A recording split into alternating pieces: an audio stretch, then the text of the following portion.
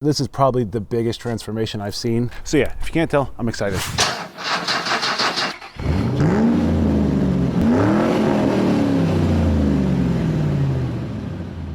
Welcome back to another episode of Broken Mirror, guys. So I think the last time I left you guys, I was still having an overheating issue with this Pathfinder. So we're still working on it.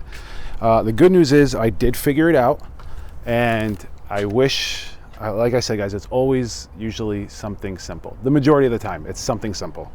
And I found out what it was. So for all those people who have a 3.5 Nissan Pathfinder and have this issue, I am gonna get a little more detail in this for those people. But basically what I did, I flushed the entire system like 15 times. But what I did is I actually unhooked this hose, I would fold it up, and I'd put in this little syringe thing that I got. I mean, you can probably finagle something else, but I'd put this in on the end, and then I would put the hose clamp around it so it would be tight. After I fill up the system with water, I would then shoot air through that little hole with my compressor. At the same time, I have this hose unconnected and this hose unconnected when I did that. I would flush it all out, and I probably did that like 15 times until everything ran clear. It was all rusty brown water. But the crazy part is once I shot air in there, a big gunky water rusty thing came out of this hose down here. And I think that's where the clog was happening in the system. Probably when one of the thermostats went bad, it finally built up and just blocked it. Now, the other thing I did is I did the reverse. I took this hose and I'd put this in it as well, do the same thing. I would leave this unconnected and shoot water out the top of the radiator. A bunch of little rust flakes came out, shot up all in the engine at the time. So definitely the radiator was partially clogged, and I can even tell now when it heats up. I finally have heat down in this region, where before it was only up to about here, and then this was still all cold. So for sure there was something clogged in there. Oh, and the last place to pull off and blow some air through is actually right here on the throttle body. If you own a Pathfinder, you should know that the throttle bodies have coolant that run through them. And actually, I think I did that in the last episode. You saw that it was all rusty and gunky on the bottom, and the actual gasket cracked. So I ended up taking a little bit of sealant maker or gasket maker and putting it on there over top of the old gasket. So I believe that to be good now. And I also shot air through here, which is the back bleeder hose for air in the system.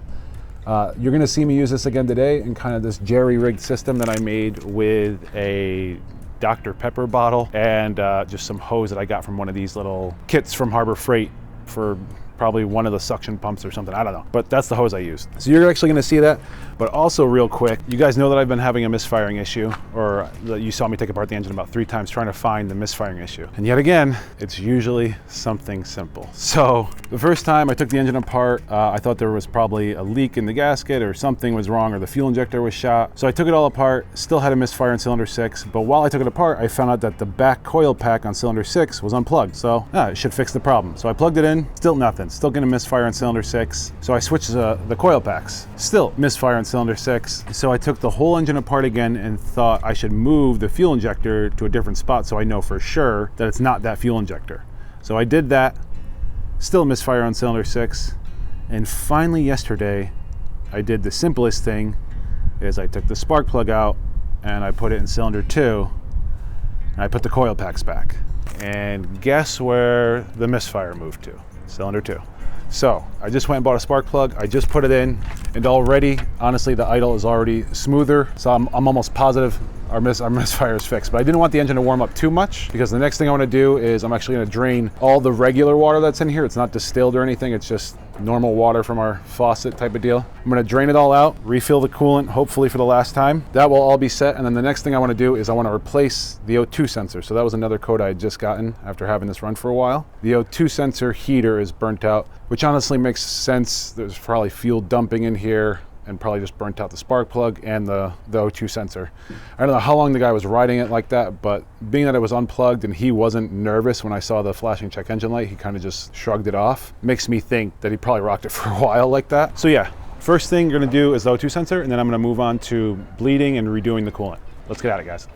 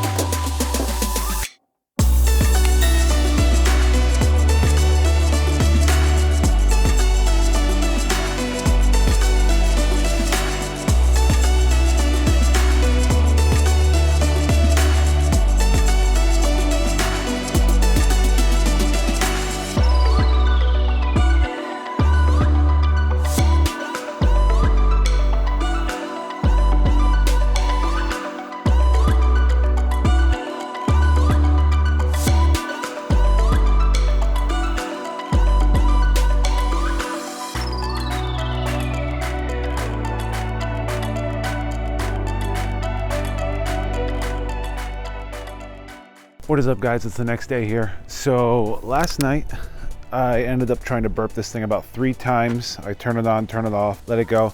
And I'm actually wondering, I haven't even got a chance.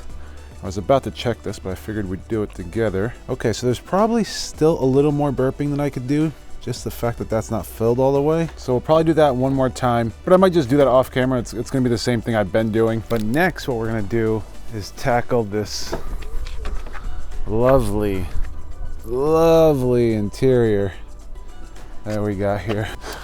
Yeah, this is probably the worst interior I have. The lucky part is, I think the majority of the filth is on things that are easily cleanable.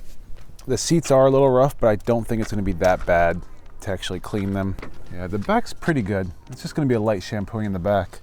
The hardest part is probably gonna be that. Anyway, guys, that's the game plan. Let's get at it.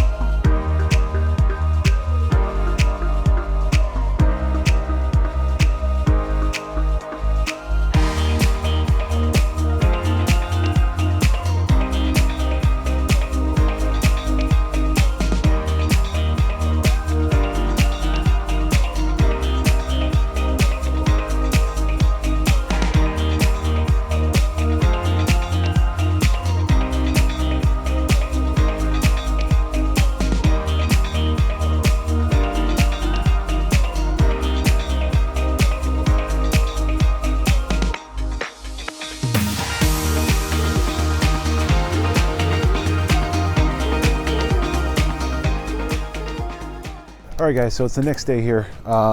So last night I finished it up and all the doors and all the plastic insides have been wiped down. Looking pretty dang clean. If you remember, that door was black, the steering wheel was black. I think you saw me peel off that leather. I'm just gonna get a little steering wheel cover to cover this up, just to make it look semi-decent, but just much better than that black disgustingness. And that door just came out awesome. Oh, looks like I missed a spot. I'll have to get to that today. I'm gonna try to grab some matching spray paint for this little brown area, but other than that, I mean, it came out pretty dang good, guys. I can't even believe the transformation of this interior. It was disgusting just sitting here. So I think for today, the goal is to try to wrap up the whole interior. So to do that, the first thing I wanna do is to take out the majority of the seats. I think I might leave the tops of those back ones in because they don't look too bad. So that's what we're gonna try to do. We're gonna try to at least get the seats pulled out and shampoo everything. That's the goal. Let's get at it.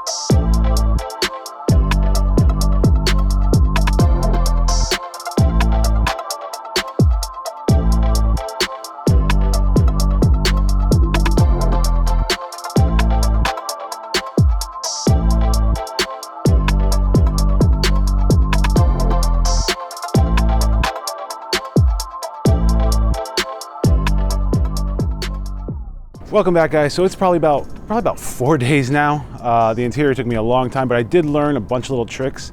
But real quick, guys, if you've made it this far, please smash that like button. It really does help us with the YouTube algorithms. And the secret word for today is finished. So I did use some new tricks on this.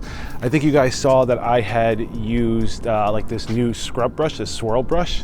And I gotta say, guys, it's a game changer. Probably the first few clips that you guys saw, I was using that wet vac system. And I gotta say, I think if you're just doing this for fun on the weekend for yourself, I think it's a great little tool. For me, as some of you guys know, and probably some of you new subscribers are gonna learn, patience isn't my strong suit. So I think the one day it took me like 2.5 hours to do just the passenger seat. That's way too long for when I'm trying to get an entire car done. Oh, before I forget, guys, it actually turns out that YouTube says about 69% of you watching aren't even subscribed. So if you go and hit the subscribe button and click that bell, you'll get notified every time I put out a new flip video.